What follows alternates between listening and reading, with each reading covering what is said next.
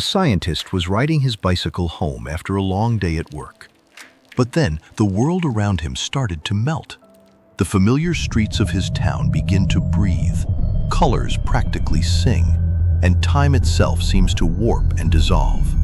Was this a dream? Nope. It was the result of a tiny accidental slip-up in his lab just hours before. A mistake that would completely change the understanding of human mind. It all began on one particular afternoon in a lab in Basel, Switzerland, in the middle of a world war. Was so far outside the boundaries of known science that the man it happened to sat down afterward and genuinely questioned whether he had lost his mind. But he hadn't. He had just stumbled into something the world wasn't ready for. Dr. Albert Hofmann was a brilliant chemist at Sandoz Pharmaceuticals. He had spent years studying ergot, a dark parasitic fungus that grew on rye grain, that had been causing mysterious mass poisonings across Europe for centuries. Something inside it was extraordinarily powerful, and Hofmann wanted to know, what was it? He synthesized compound after compound, each one carefully numbered, until he created the 25th in the set. But when it was first tested on animals in 1938, the results were, well, underwhelming. It didn't seem to do much of anything interesting, so it was considered a bit of a dud. For all its world-altering potential, it was bottled, cataloged, and stuck on a shelf. And for 5 long years, it just sat there in the dark storage room, one forgotten molecule among thousands, its profound secrets totally unknown to the world yet. Then, on a Friday afternoon in April 16, 1943, something weird happened. Hofmann, guided by what he later called a peculiar presentiment, decided to resynthesize a new batch of that forgotten shelved compound. And while working, an amount so microscopic it was essentially invisible, absorbed through the tips of his fingers, and entered his bloodstream without a sound. He didn't feel it at first. He finished his work, cleaned up, prepared to leave. Then something began happening to the world around him. Slowly, quietly. He got dizzy and was hit with a strange restlessness. The edges of things began softening. Colors began deepening in ways that had no scientific explanation. That day, he left early for home. The moment he reached his home, he lay down. There, with his eyes closed, he experienced an uninterrupted stream of fantastic pictures, extraordinary shapes with intense, kaleidoscopic play of colors. The whole thing lasted about 2 hours, and then just faded.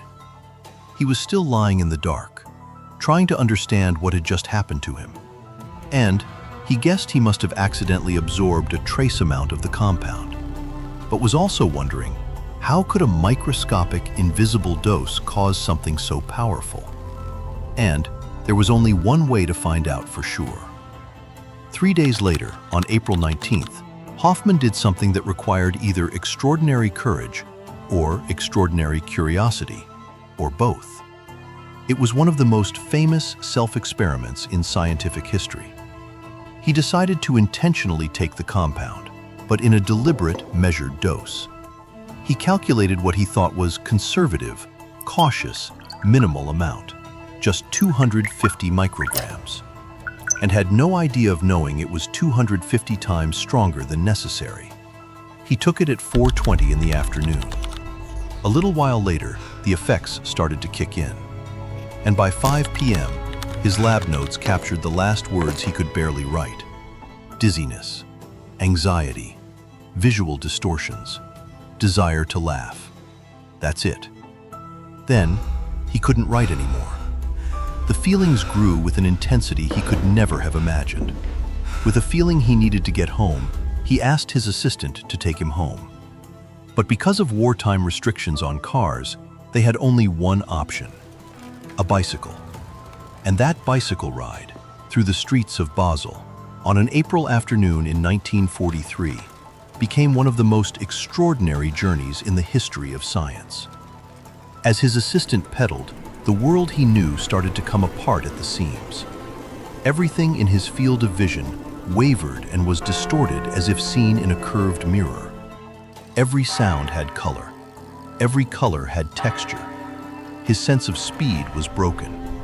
He felt completely paralyzed, frozen in place, while his assistant told him they were moving perfectly normally. But to Hofmann, it felt like they were barely moving at all.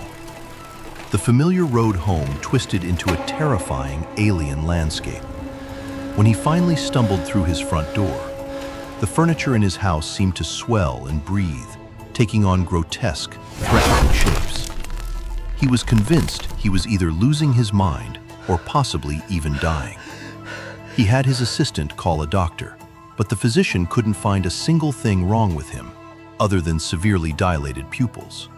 As the hours crept by, the terror finally started to fade.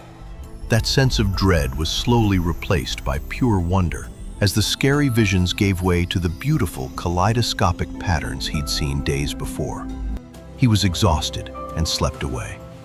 The next morning, he woke up renewed, serene, like something had been cleaned inside him he hadn't known was dirty. That morning, he realized that he had stumbled onto something absolutely extraordinary. Because that accidental substance, derived from a parasitic fungus, in a quantity the naked eye could barely register, could reach inside the human brain and alter its entire experience of being alive, became lysergic acid diethylamide, or LSD-25. That one terrifying, world-bending bicycle ride on April 19th became a pivotal moment and is now known as Bicycle Day, an unofficial holiday that marks the symbolic start of the psychedelic era. Hofmann quickly realized that LSD could be a powerful tool for psychiatry, a chemical key that could unlock the hidden doors of consciousness. Today, researchers are finding that same compound, and substances like it, may be among the most powerful tools ever discovered for treating depression, trauma, and the kind of suffering that nothing else has been able to touch. That's how one man's frightening journey home became humanity's first real glimpse into the vast, uncharted territories of the mind, proving that sometimes the biggest leaps forward start with a single, accidental step into the great unknown. If you find stories about accidental discoveries that changed the world fascinating, make sure to hit that subscribe button